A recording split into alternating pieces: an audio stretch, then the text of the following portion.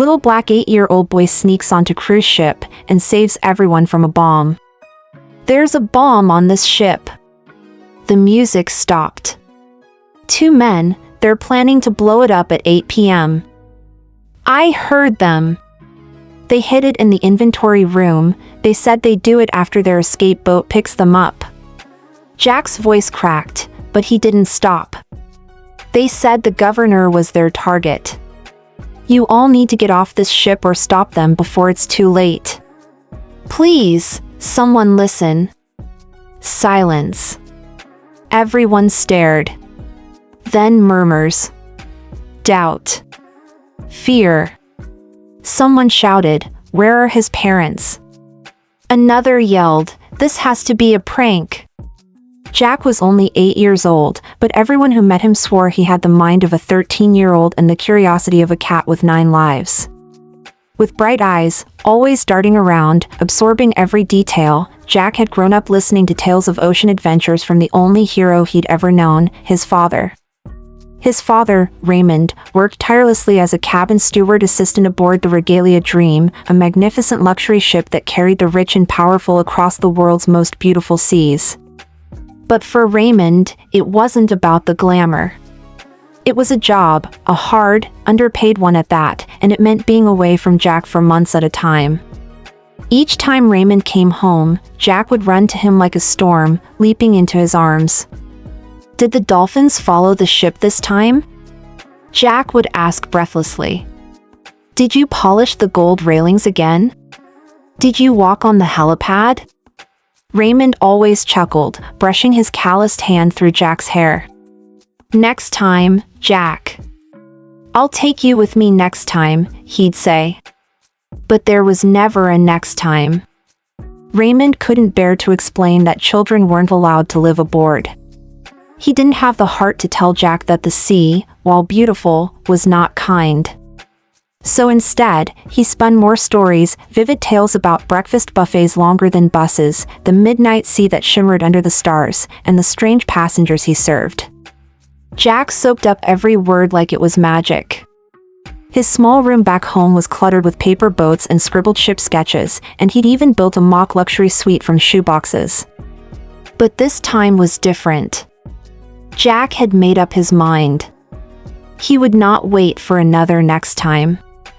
The morning the Regalia Dream was set to sail from the city's port, Jack packed a tiny backpack with his favorite comic book, a flashlight, a few cheese sandwiches, and the photograph of him and his dad from last Christmas, smiling in front of a plastic tree. He slipped out before dawn, moving like a whisper through the alleyways he'd mapped in his head. The cold bit his cheeks, but he kept walking. When Jack finally reached the harbor, the giant white ship towered above him like a floating castle. Its chrome details glinted in the morning sun, and uniformed staff bustled along the gangway preparing for departure. Jack's small heart raced with excitement and fear. I've seen it enough. I know where the service hatch is, he whispered to himself, glancing around before darting toward the side ramp reserved for maintenance carts. Every year, during Bring Your Kids to Work Day, Jack had watched his dad load carts of linens through that very spot. He had memorized every turn in the corridors they were allowed to walk through. He knew the routines, the sounds, the smells. His tiny frame helped him squeeze between 2 laundry bins without notice, and before long, he was deep inside the belly of the ship. He was in. Jack crept deeper into the ship's lower decks, careful not to be seen. The narrow corridors were filled with the scent of bleach and seawater, and every time he heard a footstep echo in the hallway, he held his breath and flattened himself against the wall. After a while, he found a small storage room, cluttered, dark, and filled with cartons of towels and boxes marked inventory, non-perishable. It smelled like damp wood and soap, but it felt safe. He crawled behind a stack of boxes and wrapped his arms around his backpack, suddenly overwhelmed with exhaustion. He had barely shut his eyes when voices floated in through the thin metal wall. 2 men. Grown-ups. Not stewards. Not kitchen staff. Their voices were low, sharp, urgent. I told you to keep it under the towels, one of them hissed. It's wired. No one's gonna find it unless they tear the whole storage apart. Jack's eyes flew open. He pressed his ear closer to a crack in the wall. "It's set?" the other man asked. 8 p.m. "That's when we'll be clear. Our boat's picking us up 5 miles out. Once we're in the water, boom, goodbye regalia dream. Governor, his family, his bodyguards, all of them go down with it." Jack's breath caught in his throat. They were talking about a bomb. A real one.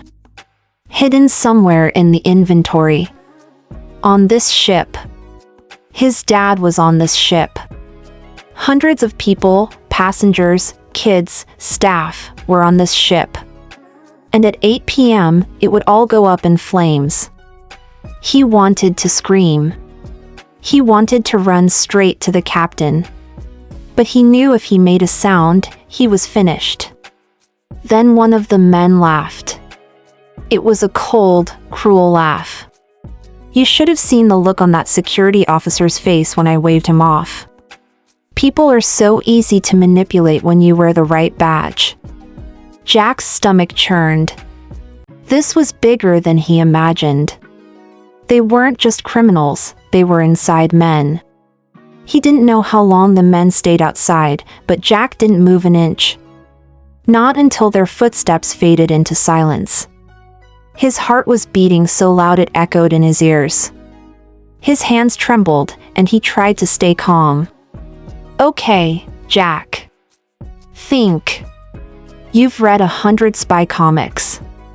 You can do this," he whispered to himself. He looked at his digital watch, 3:07 p.m. That gave him less than 5 hours. 5 hours to save his dad. 5 hours to save the ship. 5 hours to stop a bomb. Jack tore through the maze of corridors, his breath ragged, his legs aching with every step. His little heart pounded in his chest, not just from running, but from the heavy truth he carried. There was a bomb. And he was the only one who knew. But the ship was massive, far larger and busier than he remembered from the bring your kids to work days. Back then, he'd only seen a fraction of it. Now, with passengers everywhere, uniforms flashing past him, music echoing from above, and doors opening into places he didn't recognize, Jack felt small. Still, he kept going. He pushed through a polished double door and stumbled into a breathtaking room, a grand ballroom so wide it looked like a palace. Shimmering chandeliers sparkled overhead, their crystal lights reflecting off every surface. A live band played soft jazz on a golden stage. Men in tuxedos twirled women in long silk gowns across a mirrored floor. Cameras flashed. Waiters in white gloves glided past with trays of champagne. A presenter stood in the center with a microphone, his voice booming with theatrical flair. "Let the celebrations begin. A toast to Governor Ellis and his lovely family, sailing with us tonight on our most luxurious voyage yet." Jack stood frozen, his mouth slightly open. He'd never seen anything so elegant. So grown up. The man with the mic sounded like a game show host. The room smelled of perfume and polished wood and laughter. For a split second, Jack forgot the bomb. But only a split second. The laughter around him became too loud. The music too cheery. And it made his stomach twist. He shook his head, whispered to himself, "Focus, Jack," and darted out of the ballroom through the side exit. He needed his dad. Now. He raced down a spiral staircase, then past the laundry room, kitchen doors, and into the staff wing. He followed memory and instinct, hoping it would lead him right. Then, through a long corridor dimly lit by flickering lights, he spotted him. His dad. Raymond was standing beside the ship's captain, adjusting linens on a service cart. "Dad!" Jack cried, his voice cracking. Raymond spun around, stunned. "Jack? What the?" Jack rushed into his arms, breathless. There's a bomb, Dad. 2 men. In the inventory room. They said they're going to blow the ship up when their escape boat comes at 8 p.m. We have to tell someone. Before Raymond could respond, the captain, an older man with sharp blue eyes and a rigid jaw, stepped forward. Is this your child? He barked. Raymond hesitated. Yes, but, Captain, he wasn't supposed to. How did he get on board? The captain snapped. You snuck him on? This is a security violation. No! Jack cried. I came on my own. I swear. I heard the men talking, there's a bomb. But the captain raised a hand. Keep your child's mouth shut. You're going to cause panic. This ship is secure.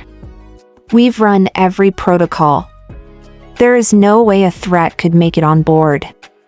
Raymond's eyes flicked between his son and the captain, torn. Captain, please, he said, lowering his voice. Jack is smart. He wouldn't make something like this up. He's not just playing. But the captain shook his head, already waving a nearby security officer over. You're relieved of duty until we get to the bottom of this. If this is some stunt, you'll be dismissed. A child stowing away on my ship? I find that hard to believe. What's next? You telling me trained terrorists slipped by our scanners too? He gave a cold laugh. Take them both to the staff quarters. I'll deal with this after the governor's dinner. As the security guard approached, Jack stepped back, panic surging in his chest. They're not listening, he whispered to his dad. They think I'm just a kid. Raymond knelt, gripping Jack's shoulders. I believe you. We'll find a way. I promise. But Jack looked past his father at the shining nameplate on the captain's uniform and thought, if I can sneak onto this ship, what makes them think those men couldn't? He wasn't done yet. Not by a long shot. The room they were held in was cold, with dull gray walls and a single flickering ceiling light. A heavy metal door sealed them in, and the only sound was the low hum of the ship's engine beneath the floor. It wasn't a cell, not exactly, but it felt like one. Raymond sat on a bench, head bowed, fists clenched on his knees. The silence between father and son was loud. Jack sat in the corner, staring at the clock on the wall. 6:57 p.m. He hadn't even dared to look his dad in the eye since they were locked in. Raymond finally spoke, his voice low and angry. Jack, what were you thinking? You could have been hurt. You've put everything at risk. My job. I know, Jack whispered, guilt crawling up his spine. I didn't mean to. I just wanted to be with you. I didn't know this would happen. But now that it has, they won't listen. No one will. Raymond looked at him, frustration softening into fear. You're saying this bomb, this is real? I heard them with my own ears, Dad. 8 p.m. They're waiting to escape before they blow up the ship. If we don't do something now, everyone's gonna die. The clock ticked louder in Jack's ears. 6:59 p.m. He stood suddenly. I need to pee, he said quickly. Raymond blinked. What? I really need to go. Please. Raymond sighed, knocked on the door. The guard outside opened it slightly and grunted. What? He needs to use the bathroom, Raymond muttered. The guard rolled his eyes, glanced at Jack, and waved a hand. Go on. Down the hall. Make it quick. But Jack didn't head to the bathroom. He ran. feet pounding against the carpeted hallway, heart racing faster than his legs could carry him. He didn't look back. He zigzagged through corridors, shoved past a waiter, and finally made it back to the ballroom, the same room with the glowing chandeliers and twirling dancers. Now, the evening had transformed it into something even grander. A dinner was in progress. The governor and his family sat at a golden table at the front, surrounded by cameras and smiling guests. The same presenter, suited, grinning, mic in hand, was entertaining the crowd. Jack didn't hesitate. He sprinted toward the platform. The presenter didn't see him coming until Jack jumped, snatched the microphone right out of his hand, and clambered up onto the long dinner table, knocking over a goblet of wine. Gasps filled the room. "Hey, someone stop that kid," a man yelled. But Jack didn't stop. He stood tall, covered in sweat, his small chest heaving, and shouted into the microphone. "There's a bomb on this ship." The music stopped. "Two men, they're planning to blow it up at 8 p.m. I heard them. They hid it in the inventory room. They said they'd do it after their escape boat picks them up." Jack's voice cracked, but he didn't stop. "They said the governor was their target. You all need to get off this ship or stop them before it's too late. Please, someone listen." Silence. Everyone stared. Then murmurs. Doubt. Fear. Someone shouted, "Where are his parents?" Another yelled, "This has to be a prank." But Jack stood tall, eyes brimming with tears. "I'm not lying. My dad is a cabin steward assistant. He didn't sneak me here, I did it myself. I just wanted to be with him. But I heard the men talking. Please, check the inventory. Please believe me." And then, a voice cut through the murmurs. The governor himself rose slowly from his seat, frowning deeply. "What did you say, boy?" Jack met his eyes. "They said they want you dead. You and your family. They're going to detonate a bomb once they're off the ship. You have less than an hour." The governor turned sharply to his aides. "Get security. Search the storage levels. Now." The room erupted. Guards scattered. Guests stood in alarm. And Jack? He stood barefoot on that table, panting, shaking, but somehow stronger than he had ever felt in his life. He had finally been heard. As Jack stood on the table, still clutching the microphone, the ballroom buzzed with tension. Guests whispered, glancing nervously around. Some were already standing, clutching their children, others frozen in their seats. Then, security moved in. "Step down, kid," a stern guard barked, storming toward Jack with two others. "You can't go around yelling things like that, this is a serious offense." Jack backed up, nearly tripping over a silver platter. "But I'm not lying. You have to believe me." The presenter tried to grab the mic back, whispering harshly, "You've scared half the room. This is a luxury ship, not a comic book." Suddenly, the captain entered through the back doors, his presence commanding the room. Everyone turned. The captain approached slowly, his eyes fixed on Jack. "That's enough," he said firmly. "Let the boy down." Jack's shoulders dropped.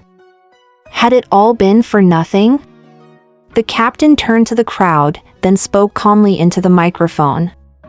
"Ladies and gentlemen, I understand there has been an alarming claim. But I want to assure you, this ship is under the strictest security protocols. I will personally investigate the matter, but I am confident there is nothing to worry about.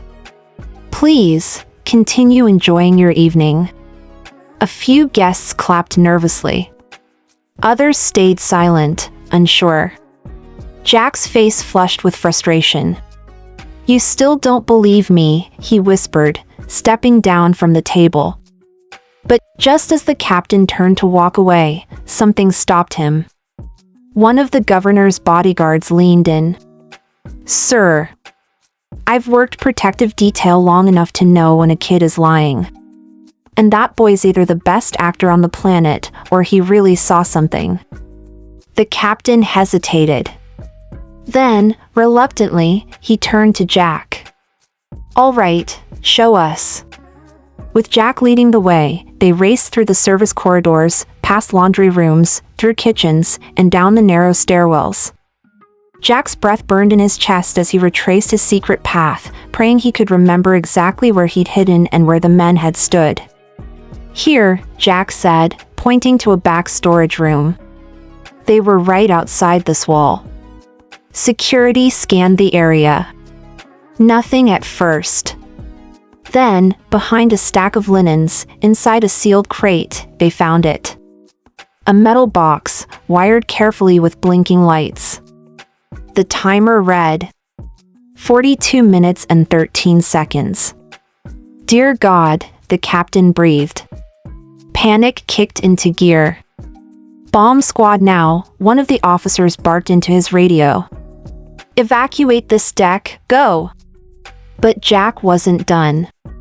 He grabbed the captain's sleeve. The men. They're waiting for their boat.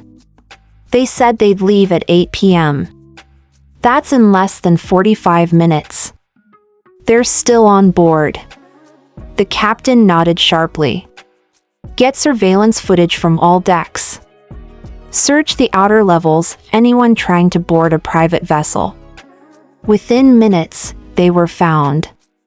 2 men, dressed like maintenance crew, were at the far rear of the ship, preparing a small emergency raft. One had a duffel bag slung over his shoulder. Freeze, came the shout, and within seconds, they were surrounded. The men fought, but it was too late. They were tackled, cuffed, and dragged away under the watch of the ship's security and stunned guests watching from above. The bomb was safely dismantled. No lives lost. By the time Jack and his father stood back on the main deck, the news had already spread across the ship.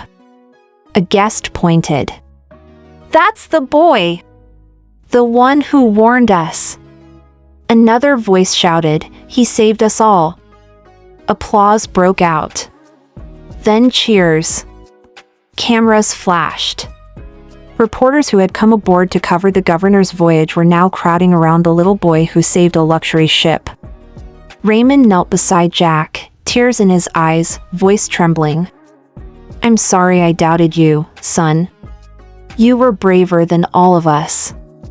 Jack looked up at him, eyes wide and shimmering. I just wanted to be with you, Dad. I didn't mean to be a hero.